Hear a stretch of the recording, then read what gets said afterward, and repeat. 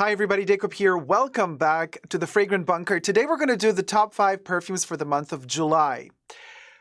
As you can see, I prompted Bubbles, my AI, to generate such a wonderful landscape. I wanted breezy vibes, beachy vibes, birds flying in the background, except I really wanted flamingos. Add that pinky moment, very tropical, as you can see. And I wanted some flowers, pastel colors, and a beach. Now, this beach is completely flooded, but hey, it's a very, very warm atmosphere. I mean, I'm even like dressed for the occasion. Super easy, breezy, beachy, feechy. So, subscribe to my channel if you haven't already. Push the join button next to the subscription button. Become a member today. Gain access to extra perks. You can also join me on Patreon. Superdacob, all spelled together there as well for extra perks.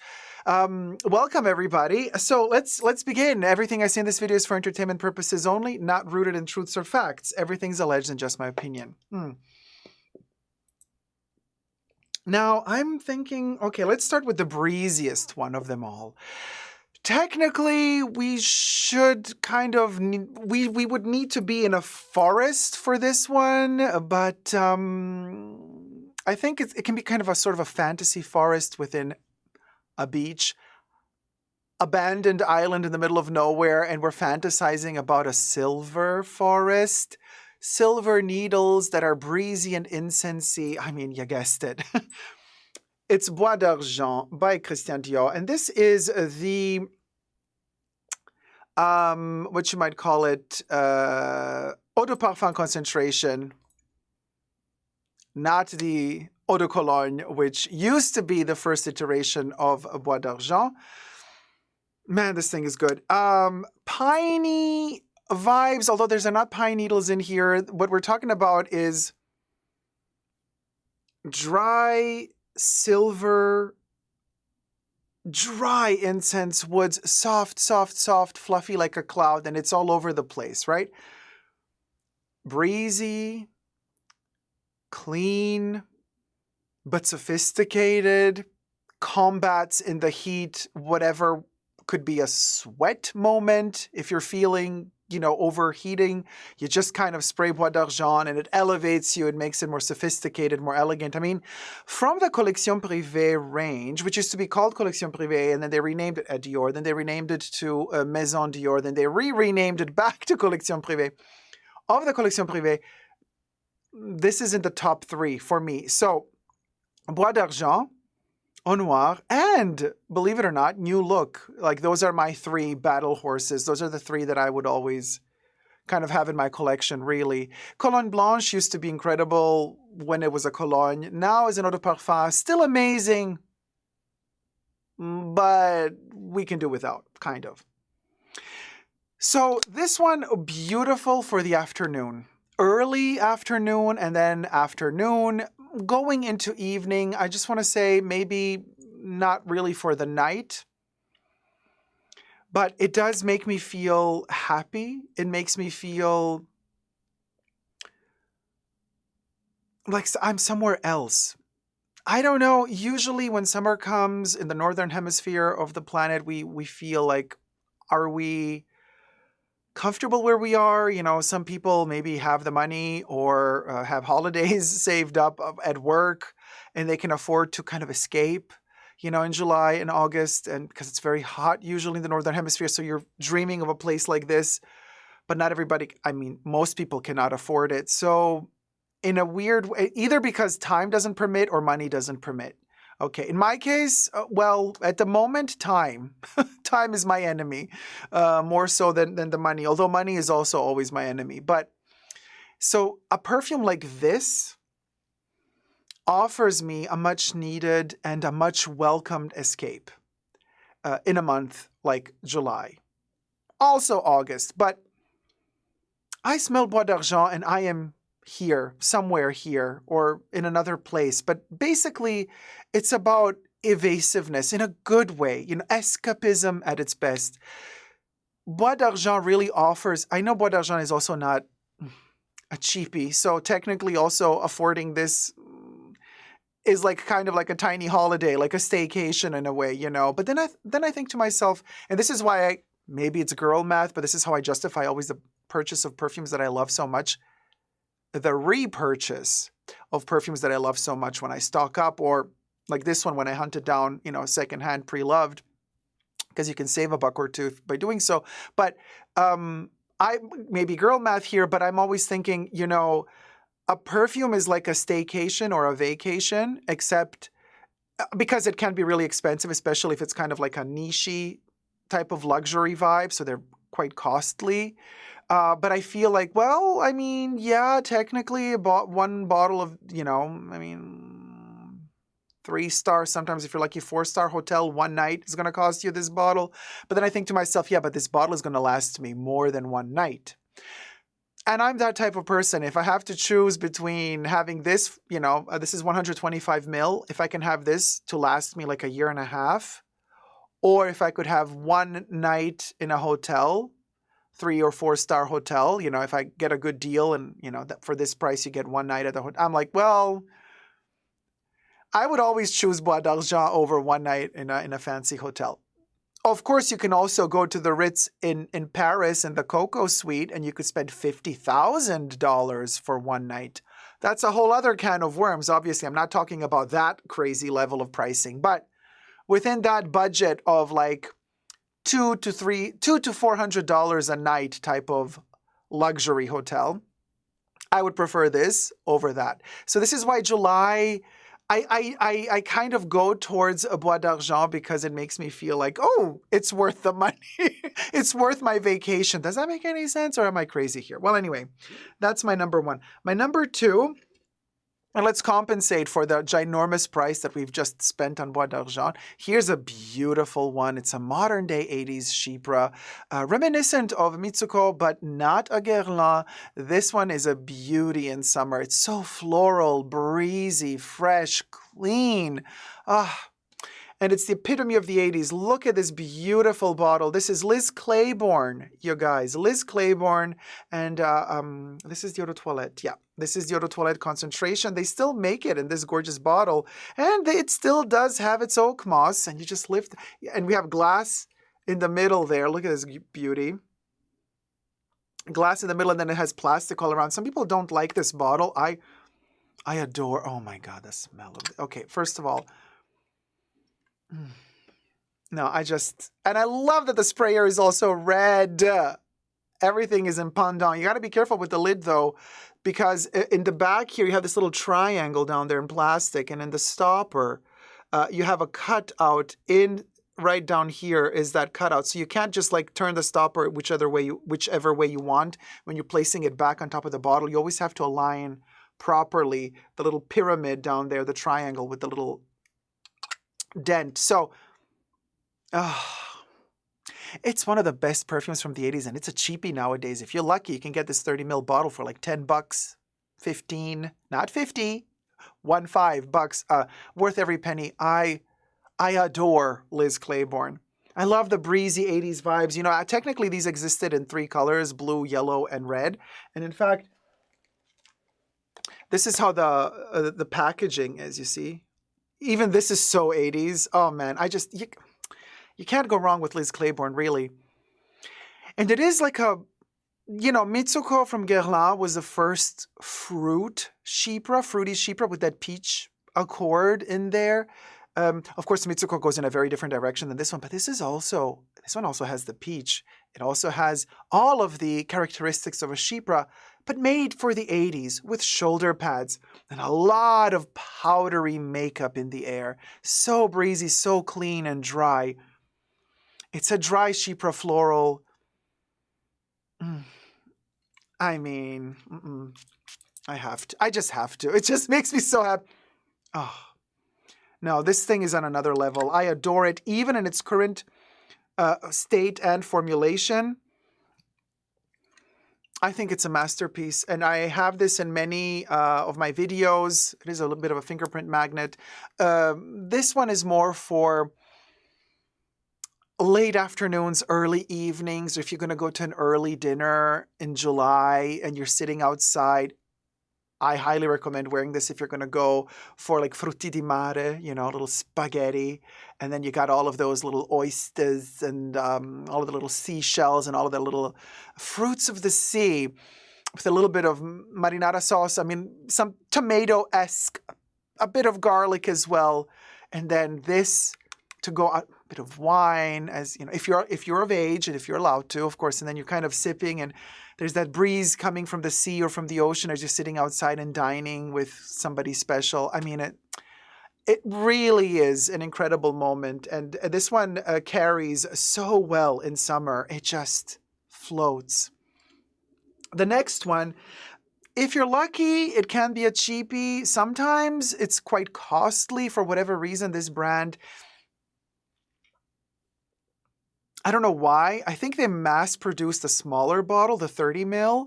So that one is usually like it comes at a really, really good price. And then they do the 50 ml. And the 50 ml is always super expensive. Like I've never seen the 50 ml on a special offer. It's usually only the 30. I don't know why they do that. But anyway, it doesn't matter because I have here, this was from the 90s, right? So we have a little, so Bois d'Argent was our early 2000s. Then Liz Claiborne was our 80s. And now we go to the 90s. And I'm actually wearing this one right now behind the knee. For those of you who follow me, you know already what that means. There's one perfume in particular that I only wear behind the knee, and I'm wearing it today. And I'm going to blend it in here as well because it's green and I have a green screen on, so I'm going to lift it now. And you can see here, it has the tropical, it basically reflects all of the green screen. Look at the flamingo in the bottle. But let me blend it in here to the side. And this is Eden by Cacharel. So I have prepared a little visual. This is how it looks today in its spray form.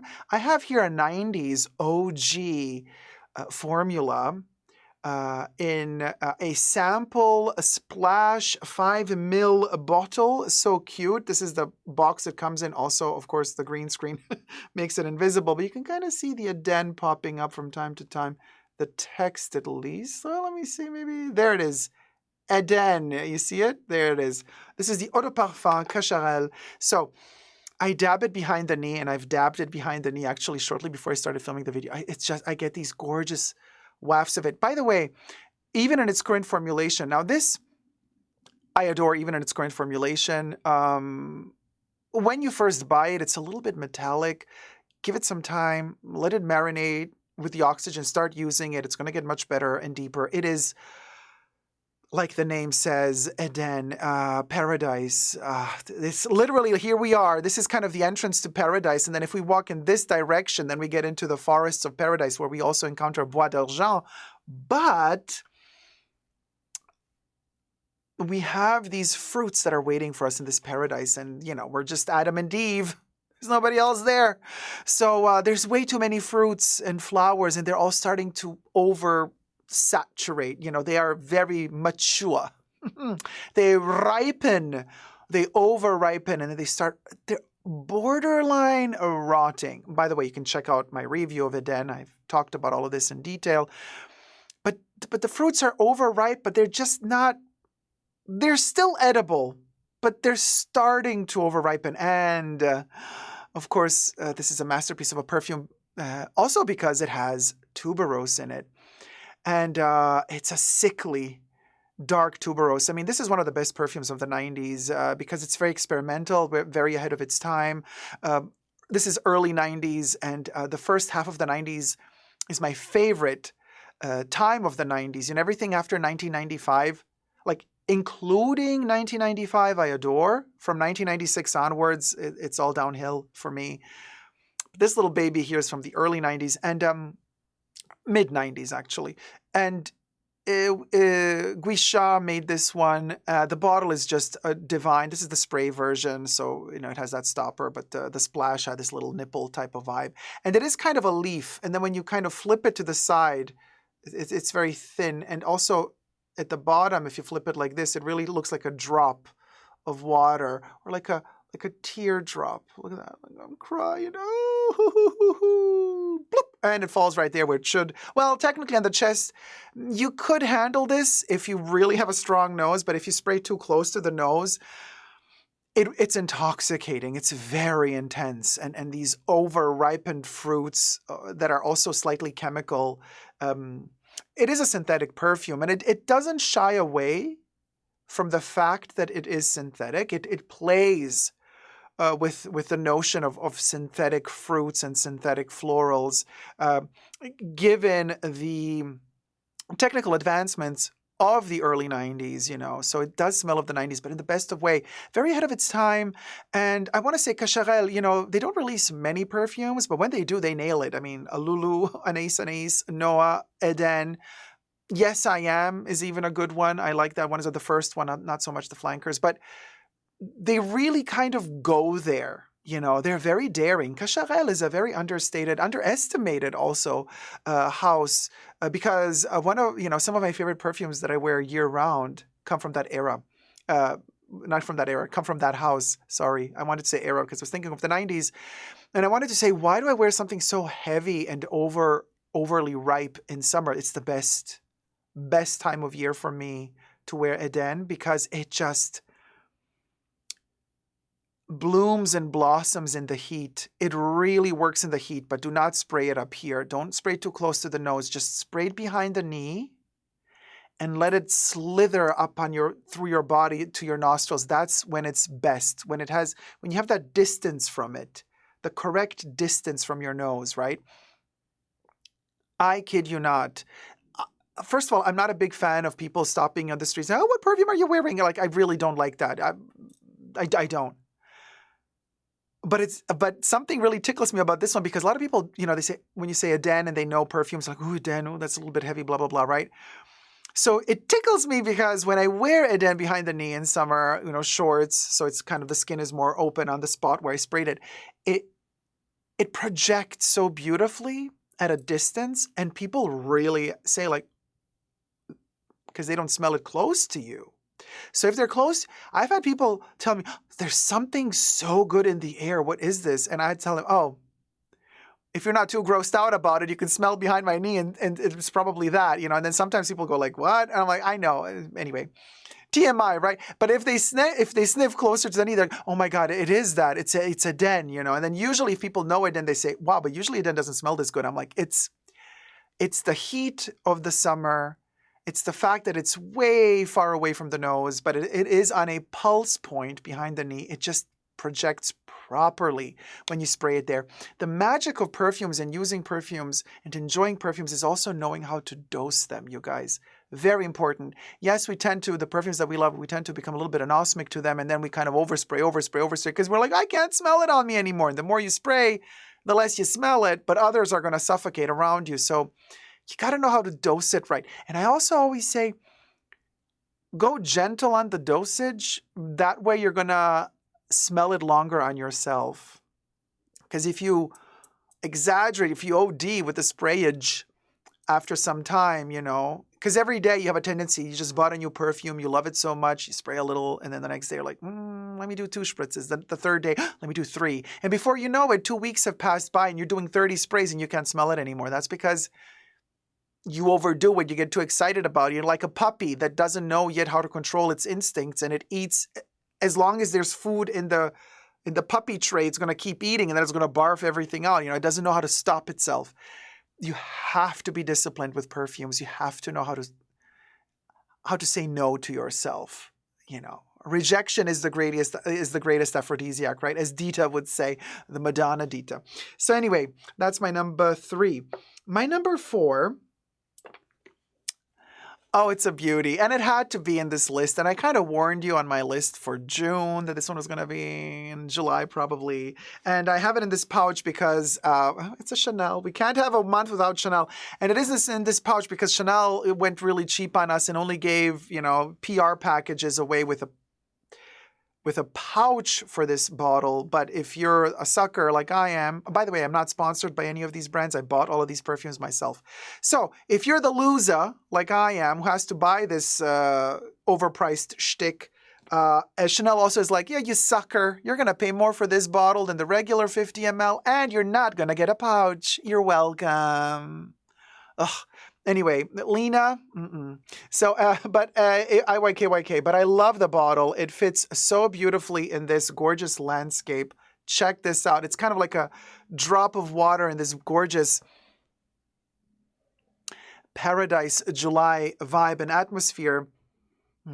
It is the softest version of Chanel No. 5 L'Eau, right? The waterlet. Love the bottle. Go check out my review of this bottle. I have unboxed it a while ago. It was released officially worldwide on the 13th of June, but it was already available in some places a little bit earlier than that. So anyway, go check out my review. It is a substantial review with a lot of information and intel about the design and what it means. And I love how it kind of just, look at my head being upside down in the bottle right there. Love the effect of this thing. But as for the smell, there is ylang ylang, the jasmine. It's powdery, dry, soft. It's a dry floral accord with ylang ylang, and it kind of turns green later on the skin. After you've worn it, after an hour, you kind of blow hot air from your nose onto the skin where you sprayed it, and you get that kind of last breath of the perfume, and it is a green orris root type of accord, like a powdery makeup-y orris root green accord lurking inside there.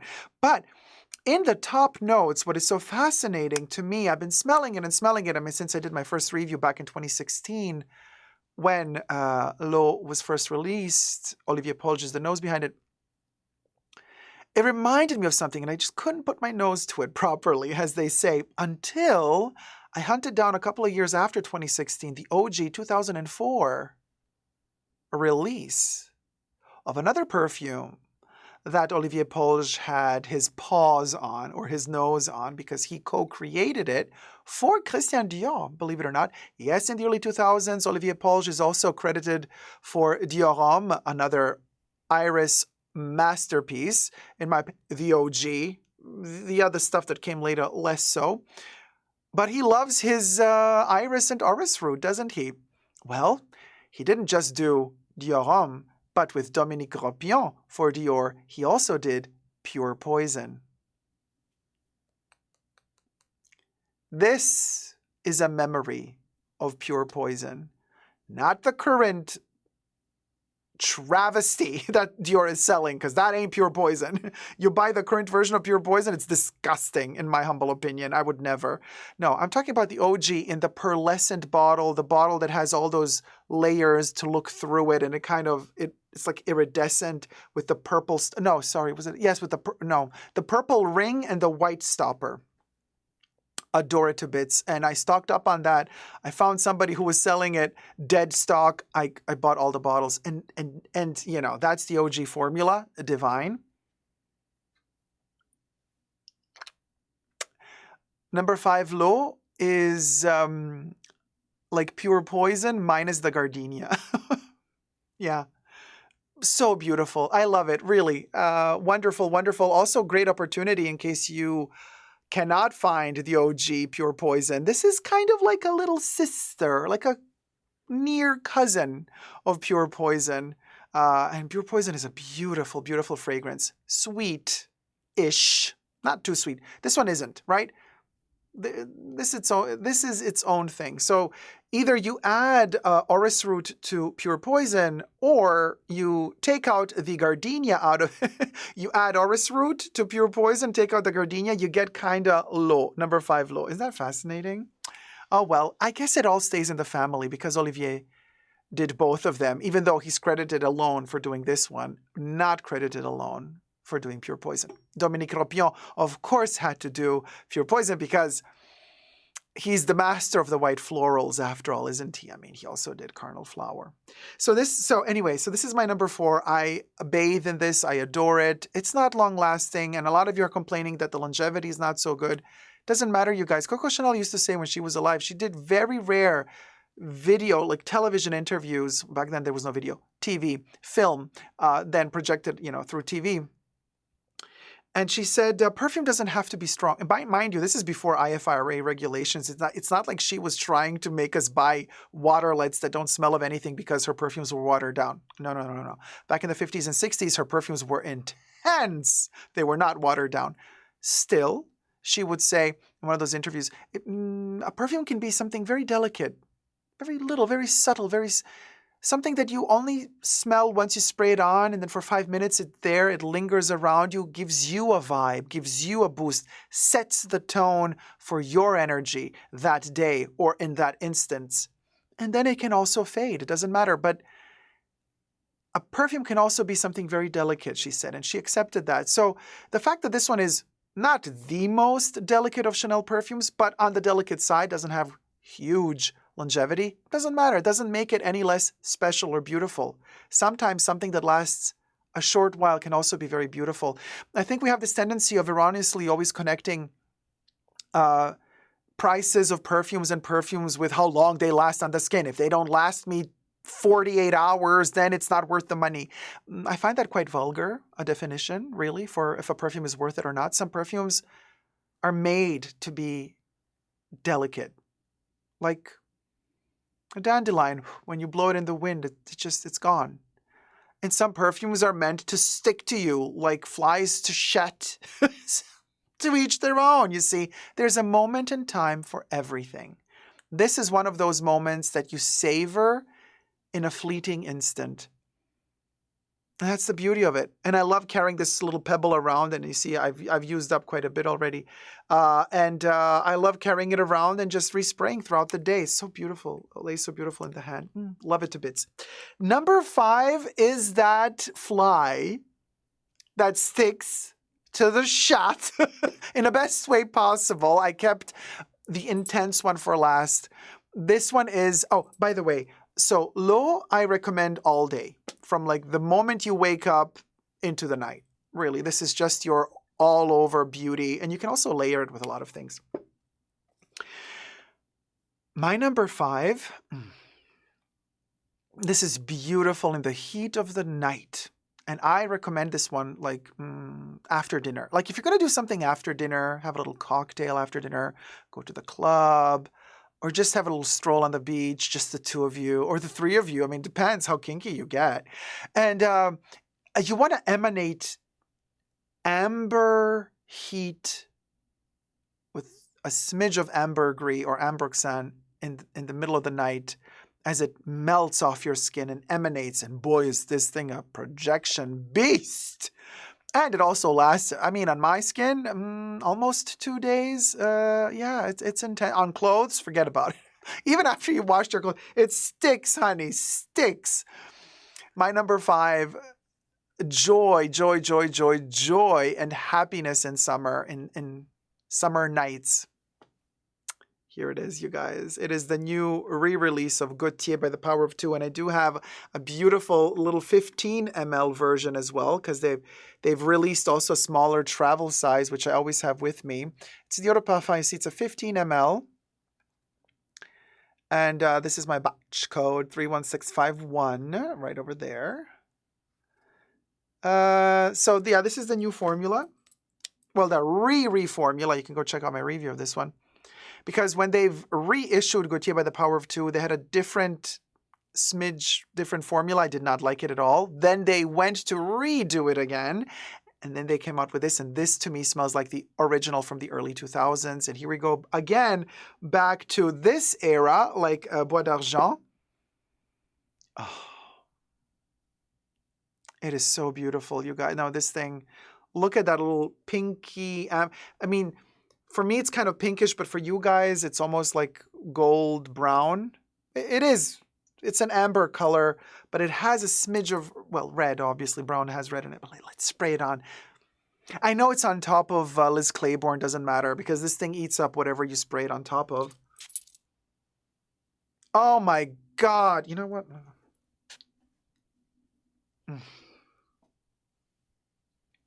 Now, this is a whole other level.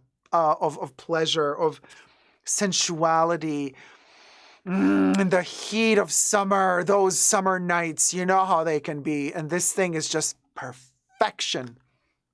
perfection, perfect to the power of 2. The re-edition of the original Eau de Parfum, they say.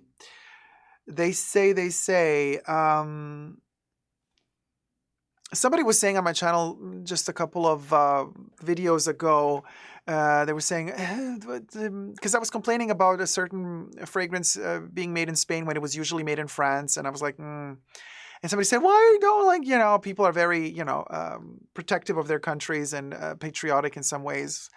Anyway, and I said, no. Some perfumes made in Spain can be beautiful. Well, here's an example. This re-edition of By the Power of 2 is made in Spain, not in France. Check this out, because Puig bought, there it is right here, made in Spain, right there. They bought a Gautier several years ago, and Puig is based in Spain, so they've transferred the production in Spain for the most part. You still have some, as we're filming this video, you still have some editions of Classique or Le Male in the Eau de Toilette concentration that are made in France, but most of the Gautier fragrances now are made in Spain. My complaint was about Giorgio Beverly Hills in particular, because Giorgio Beverly Hills was best when it was made in the USA. There's an edition made in England, in the UK, also delicious. Made in France is also good, but watered down. And the made in Spain is the current version of Giorgio Beverly Hills, way too watered down for my taste. But Gautier, By the Power of 2, made in Spain, in this re-edition, really, really works. And like I said, in the middle of the night, actually goes really well with Eden as well. I mean, Eden and By the Power of 2, they're kind of similar, except Gautier goes into that heat, amber gris and amber accord, while Eden kind of drifts into green, patchouli, tuberose territory, kind of Garden of Eden, dangerous garden, while this thing goes straight to the flesh. This is very carnal. This is very, very, very IYK, and I love the 15 ml bottle. It's so practical and so beautifully done with this very delicate glass. I highly recommend it. I do have the 100 ml bottle as well, but this is a cutie. I think this one, of course, the 100 ml bottle is cute, but I don't know, something about this. Love it. And it wasn't a freebie, by the way. It's not like, oh, it's a gift with purchase. No. They sell the 15 ml. Well, they used to. I don't know if they still do.